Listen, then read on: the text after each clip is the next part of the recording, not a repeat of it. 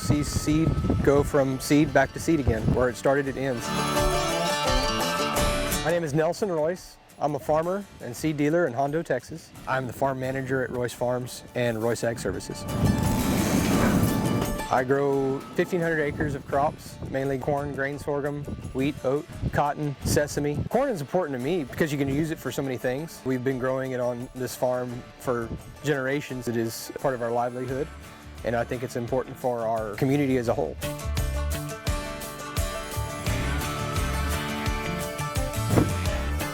We use it for so many things. It's even in our cars now, ethanol being in gasoline.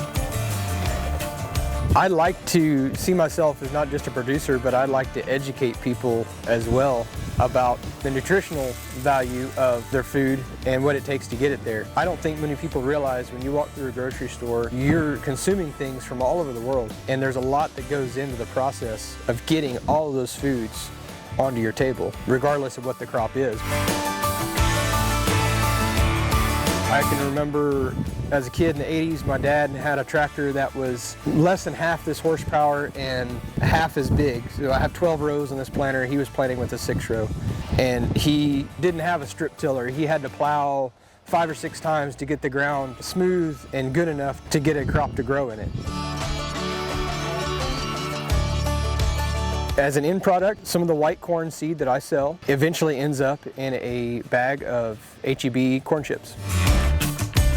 Dry corn, I'm sure we eat a couple of 100 pounds a year, which really isn't that much compared to what we produce, but we probably eat more corn than the average person.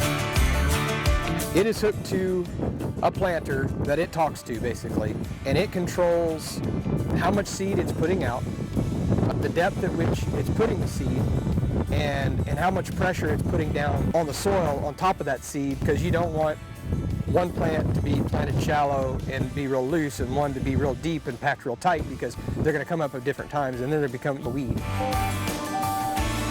You want the plants to grow in that row at the same time. You want each to produce to its maximum capability. My wife fixes it in casseroles, cornbread, corn tortillas, corn chips, fresh corn. I like cream corn. I like to mix it in stir-fry dishes.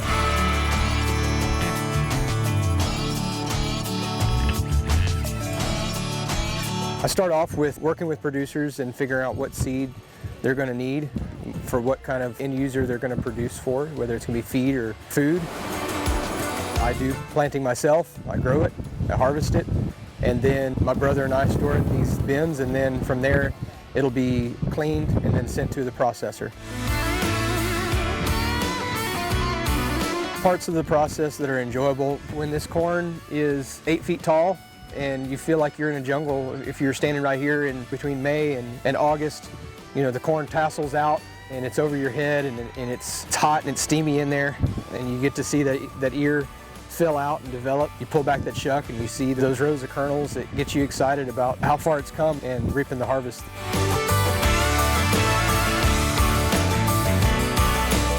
I have a responsibility to produce a crop, not just to feed my family, but to feed yours. I'm proud of what I do and glad to be here.